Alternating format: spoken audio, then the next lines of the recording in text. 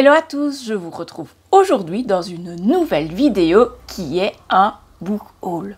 Durant le mois d'août, j'ai reçu une vingtaine de nouveaux livres et il est temps pour moi de vous les présenter.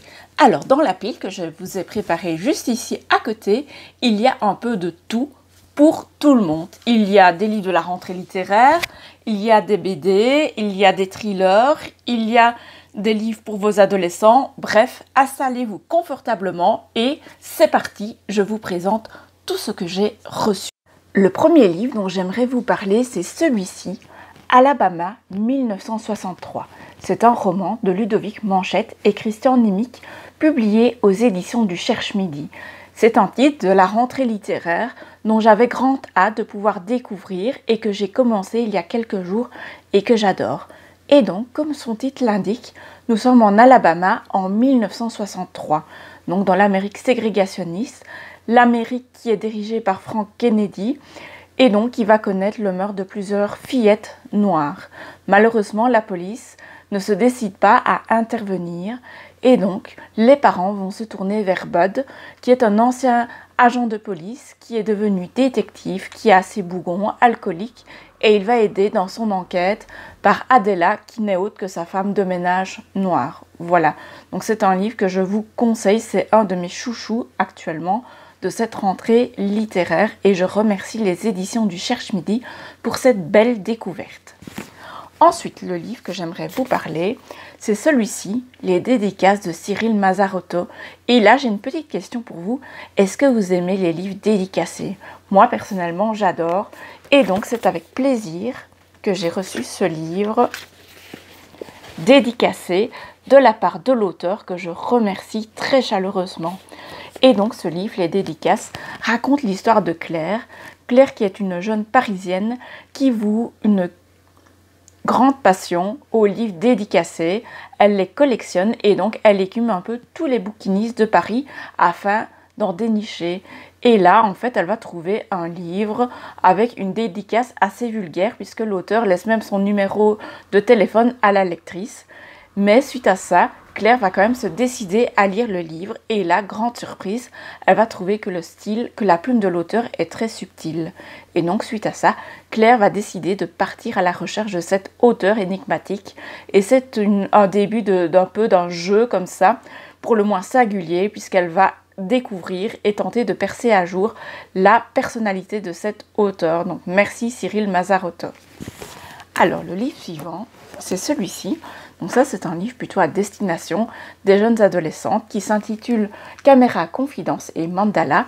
Il s'agit d'un premier tome écrit par l'auteure québécoise Catherine Bourgauld. Et donc, c'est un livre avec un petit supplément puisque vous avez un cahier de mandala qui est disponible en ligne. Et donc, c'est l'histoire de Charlotte dont le rêve s'est réalisé puisqu'elle est sélectionnée pour faire partie de l'émission Bête de scène. Donc, c'est une émission un peu comme la Star Academy où avec d'autres candidats, en fait, elle va intégrer une sorte d'académie où elle aura des cours de chant, des cours de théâtre, des cours de musique. Et donc, elle va devoir s'adapter et aussi vivre avec d'autres candidats. Donc voilà, merci aux éditions Kenes pour cette belle surprise également. Le livre suivant dont j'aimerais vous parler, c'est celui-ci, Goliath, un livre de Mehdi Brunet, publié au format poche aux éditions Tornada. Et donc nous sommes sur le Goliath, une plateforme pétrolière au large des côtes norvégiennes, donc dans la mer de Barents. Et là, il y a toute une série de meurtres. David, un ex-agent du FBI, va venir enquêter. Et donc on annonce pour ce roman un thriller angoissant, glaçant. Donc c'est ce qui m'a attirée dans ce livre, surtout que durant les grandes vacances, j'ai trouvé que je ne lisais pas assez de thrillers. Donc voilà, en plus comme il est assez court et au format poche, je pense également que je vais le découvrir très rapidement. Alors, le livre suivant, je l'ai reçu en 2 exemplaires et donc j'aurai la chance de pouvoir vous le faire gagner. Il s'agit de Le jour où, un livre de Amélie Antoine, publié aux éditions XO. Donc c'est la première fois que je lis un roman de cet auteur qui, je pense, en a déjà publié 7 à peu près. Et donc, on va suivre 2 personnages qui vont se rencontrer dans un cimetière. Donc je l'ai déjà lu et j'ai adoré. C'est un livre qui est vraiment marquant. Il me fait un peu penser à Agnès Le Dic, donc je ne peux pas vous expliquer pourquoi. Maintenant, c'est un peu la rencontre entre deux personnages cabossés dans la vie. Et donc, le livre va un peu revenir sur leur parcours et pourquoi est-ce que ces deux personnages, donc Rebecca et Benjamin, ont comme ça des casseroles. Pourquoi est-ce qu'ils sont mal dans leur peau. Et donc, c'est vraiment un livre sensible, mais également une plume hypnotisante. Voilà, donc c'est un livre que je remercie la maison d'édition de m'avoir envoyé parce qu'il fait également partie de mes petits préférés de cette rentrée littéraire. Et donc, je vous ferai gagner un exemplaire sur ma page Facebook. Voilà pour celui-ci. Alors, ensuite, j'ai reçu de la part des éditions Casterman La rumeur qui me suit. Donc, c'est un livre de Laura Bates. Et donc, c'est un roman qui se destine plutôt aux adolescents et qui met en lumière un thème qui, malheureusement, est d'actualité, puisqu'il s'agit d'une jeune fille qui va accepter d'envoyer une photo d'elle nue à son petit ami. Et le lendemain, elle va découvrir, malheureusement, que ce petit ami a balancé sa photo à tous ses contacts sur Facebook. Et donc, on va suivre la jeune fille. Donc, elle s'appelle... non, il n'est pas mis son nom. Donc la jeune fille qui va essayer de se reconstruire une nouvelle vie puisque de Londres, elle va partir et déménager avec sa maman en Écosse. Voilà pour celui-ci qui je pense que je lirai également parce que c'est un livre que je trouve vraiment d'actualité et qui pourrait me servir dans mon rôle de bibliothécaire. Voilà, donc merci aux éditions Casterman. Alors, ensuite, dans le cas de mon rôle de lectrice Charleston 2020, j'ai lu celui-ci qui est également un roman que j'ai adoré. Donc c'est un livre qui est écrit par Pat Barker qui s'intitule Le silence des vaincus. Donc si vous aimez la mythologie grecque, n'hésitez pas à le lire. Donc en fait ici c'est l'histoire de Briséis. Briséis qui est une reine troyenne. Donc nous sommes durant la guerre de Troie et donc elle va voir sa ville assiégée, les hommes qui vont être massacrés et les femmes vont être réduites en esclavage. Et elle, Briséis, elle va être attribuée comme trophée à Achille. Et donc on va la suivre sur sa vie de camp, aux côtés des hommes, en étant une captive. Voilà, donc ça c'est aussi un roman de cette rentrée littéraire qui, si le thème de la mythologie grecque vous attire, je vous recommande fortement. Voilà. Alors, pour rester dans le thème de la mythologie grecque, on a celui-ci, Dynamite. Donc, il s'agit d'un livre écrit par plutôt un documentaire d'Annelise Heurtier. Donc, Annelise Heurtier, c'est une auteure dont je vous ai déjà parlé sur le blog. C'est une auteure que j'apprécie particulièrement, qui aborde toujours des thèmes qui sont intéressants, d'actualité. Et donc, ici, dans ce documentaire, elle nous propose un recueil avec une vingtaine d'expressions de la vie courante qui trouvent un peu leur origine dans la mythologie grecque. Voilà. Donc moi, ce que j'ai fait, c'est que une fois par jour, j'ai pris une expression et je l'ai racontée à table. Donc on voit ici, par exemple, la panique. À votre avis, d'où est-ce que ça vient? On voit un peu les personnages autour de ce terme. Et à chaque fois, vous avez une petite histoire, voilà, avec parfois aussi le mythe dans les arts, avec quelques autres références. Et on voit que le livre est également doté de illustrations. Donc ici, on voit toucher le pactole. Qu'est-ce qu'il y a d'autre? Un sosie. Voilà, donc je trouvais que c'était plutôt sympa et que ce livre permet également d'acquérir une petite culture générale. Voilà, merci aux éditions Casterman encore une fois. Je vais rester toujours chez les éditions Casterman avec ces deux livres. Voilà, qui font partie de la collection Hantée. Donc cette collection se destine plutôt aux jeunes adolescents à partir de l'âge de 10 ans. Je vous avais déjà présenté 2 titres l'année passée aux alentours de Halloween. Donc c'était les premiers, les tomes 1 et 2 de cette collection. Ici, voici le 3e et le 4e tome. Donc j'ai déjà lu celui-ci.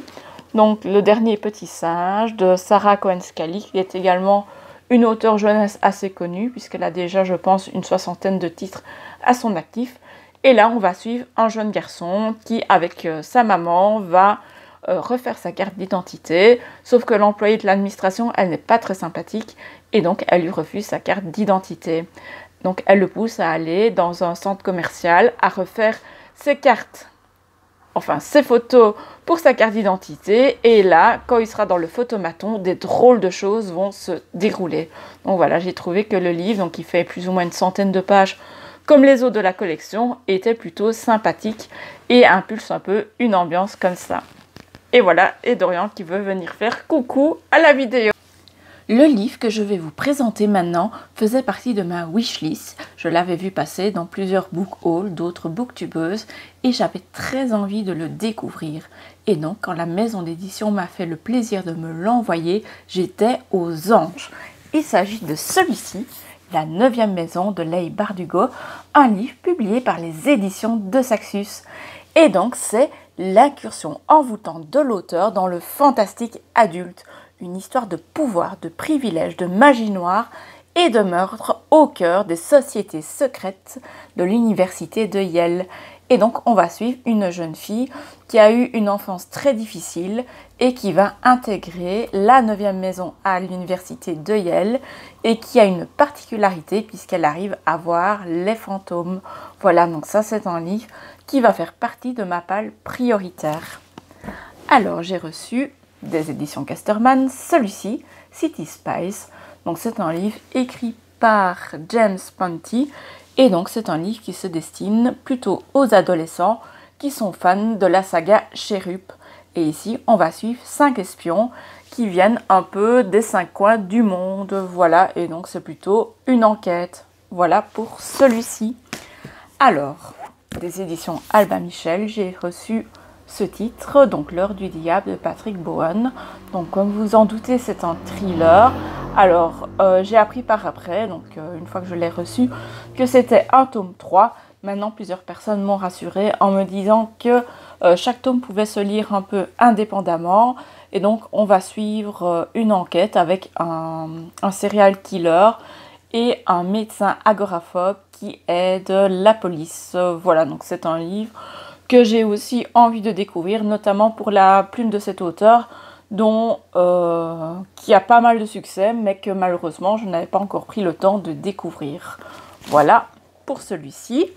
Alors, j'ai reçu 2 titres de la part des éditions Galmester, que je remercie également. Il y a tout d'abord celui-ci. Donc, si vous ne le savez pas, les éditions Galmester sont réputées pour leurs titres dans la littérature américaine. Et ils ont notamment un auteur que je vous recommande, c'est Pete Fromm. Donc je vous en ai déjà parlé sur le blog, notamment avec Indian Creek, son premier titre que j'avais adoré. Donc c'est souvent des livres un peu de nature writing, donc le retour à la nature. Ici, en fait, c'est l'histoire d'une famille avec un frère et une sœur. Donc le titre, c'est Comment tout a commencé. Donc un frère et une sœur qui vivent au Texas et qui sont passionnés par le baseball. Sauf que la grande sœur n'a pas réussi à devenir une joueuse professionnelle.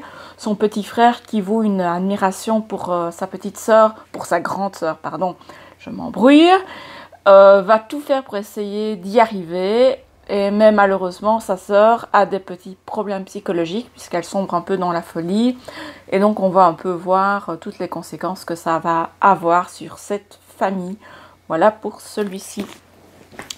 Alors, j'ai également eu cet autre titre, donc La Vénus de Botticelli Creek, un livre écrit par Kees McFerty. Donc voilà, donc ça c'est plutôt un western.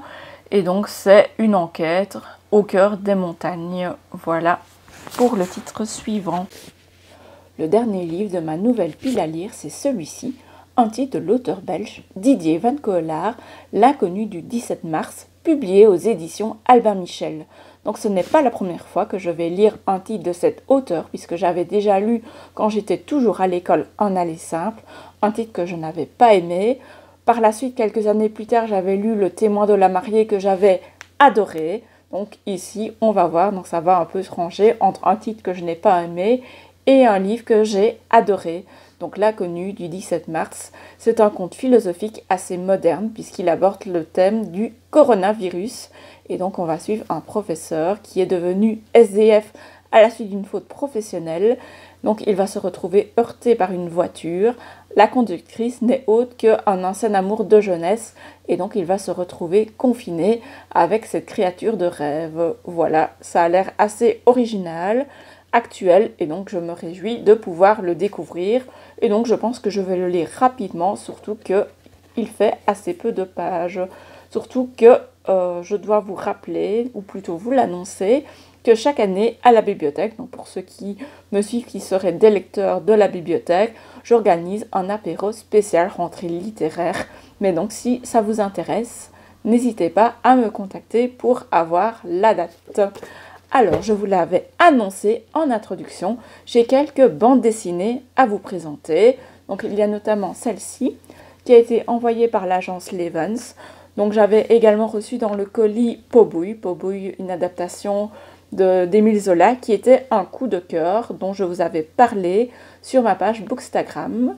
Et donc ici il y avait cet autre titre, Philby, Naissance d'un agent doux, publié par les éditions Les Arènes. Voilà. Donc c'est une BD créée par Pierre Boisserie et Christopher Gauthier. Et donc c'est un récit biographique puisqu'on va suivre Kim Philby, qui est un espion qui est né en Angleterre, qui va partir vivre en Russie et qui sera agent, espion pour la Russie. Voilà, je vous montre quelques planches. Voilà, donc si ce genre de BD peut vous intéresser, n'hésitez pas à la découvrir. Voilà.